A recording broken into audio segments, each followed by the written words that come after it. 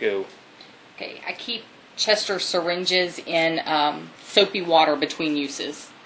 And his food, I mix 24 hours worth of food, and I keep it in a small container in the refrigerator so that it stays cold between uses.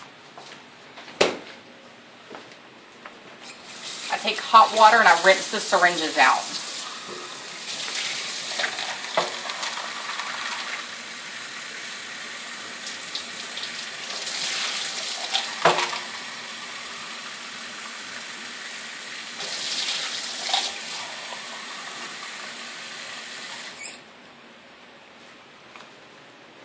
Okay, I leave the cup filled with hot water to help heat the formula.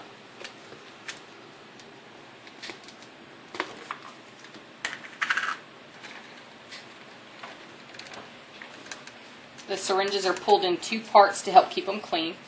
So I put the syringe together, and every time you get the formula out, it has to be stirred up,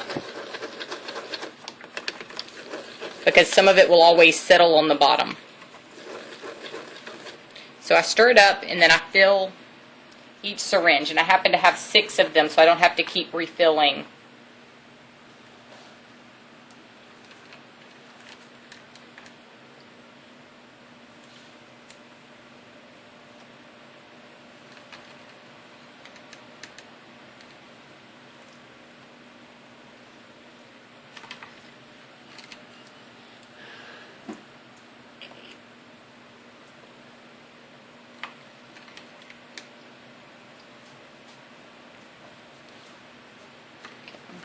Once I get all the syringes filled, this food will go back in the refrigerator. I don't leave the syringes sitting in the water very long because they'll leak out and the milk will get replaced by water.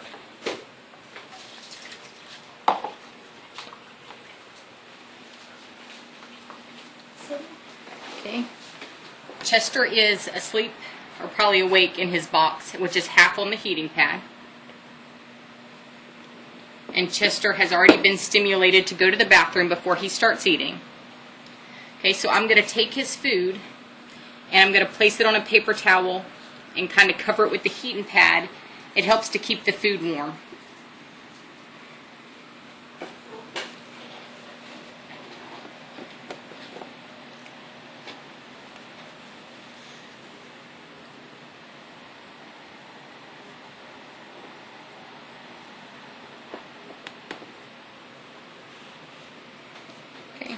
Sometimes I let Chester sit on his rice buddy to help keep him warm while he's eating.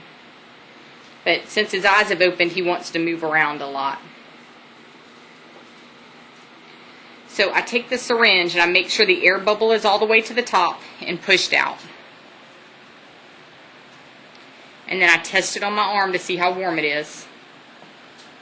And if it's the right temperature, I'll go ahead and feed Chester. He needs to be in an upright position with about 45-degree angle to his mouth with the syringe.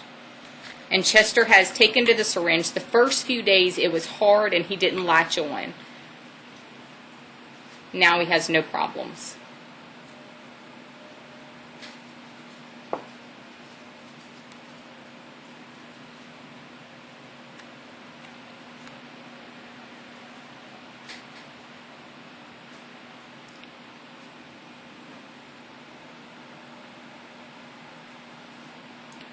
You're pushing very slowly so that none of it is coming out of his nose.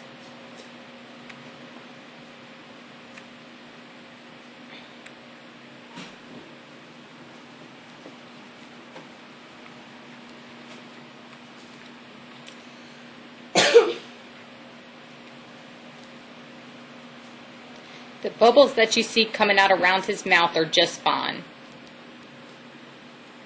At the end, he'll end up having a small milk mustache all the way around his mouth.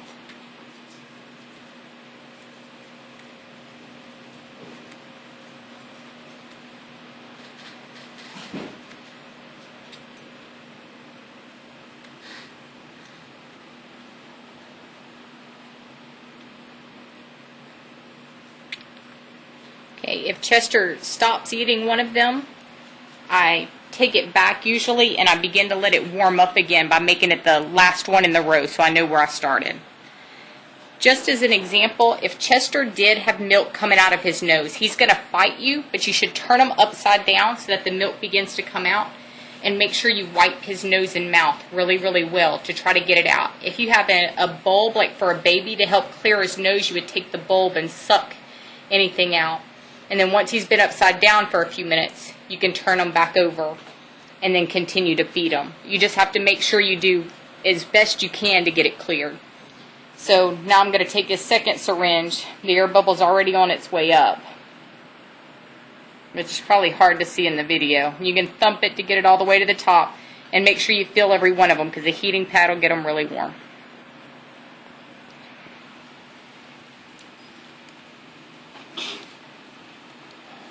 And here's an example of putting him over his rice buddy to eat. Just always keep one hand on the baby while you're feeding him.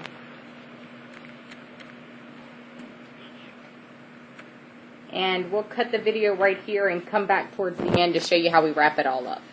Chester's all done eating. You can see he's got a nice full belly. And he doesn't look like it right now, but he usually has like a lot of milk around his lips. And he gets it all down his paws, sometimes whether you can see it or not. So we're going to take him over to the sink and get him cleaned up.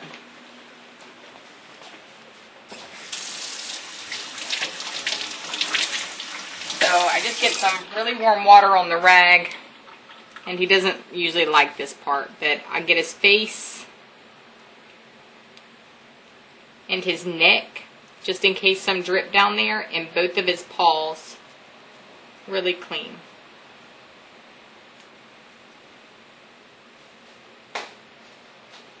And he's going to look wet, and if you look, there's just a little bit more milk that's come up around his mouth again, because it's like he keeps a little extra in his mouth, and I got to wipe it off a couple of times to make sure I get it all. And the reason that we're doing this is because if milk is left on his fur and skin, he'll get milk burn, and you'll begin to see his skin will get real red and his hair will fall out. So now that we're all done with this, even though I stimulated him to go to the bathroom before we started eating, I usually do it again after we eat. And so I just keep a box of tissues nearby, and I just gently rub it over to the top of him, and he'll go to the bathroom on the tissue. Since his eyes have opened, it won't be very long before he starts going to the bathroom on his own.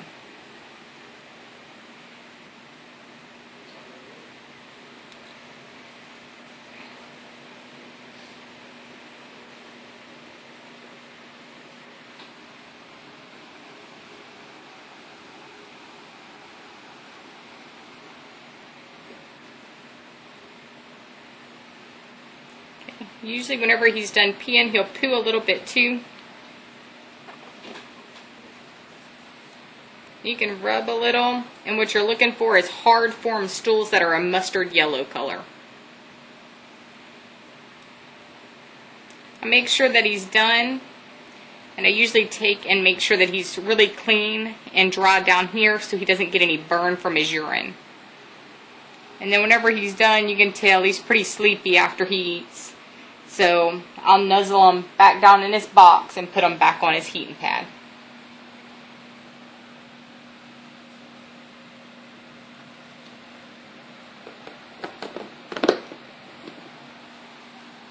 So he goes back half on the heating pad, and then I'll usually cover him up with something dark, and then this goes in a quiet room away from everybody else. And then I'll take his syringes and get them cleaned up. I usually just take the syringes apart completely between every feeding, and I just put them back in the cup. I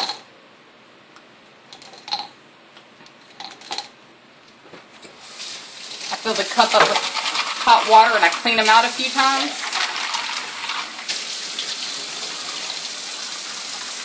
And then I put just one drop of soap down in there. And I fill them up with hot water, and I just leave them, and then usually once a day I clean the syringes really good by putting them together, and I pump the water in and out of the syringe to be able to get it clean. But for now, for today, they'll just sit in the cup of hot water until the next time to feed them. And that's it. If y'all have any questions, give me a call.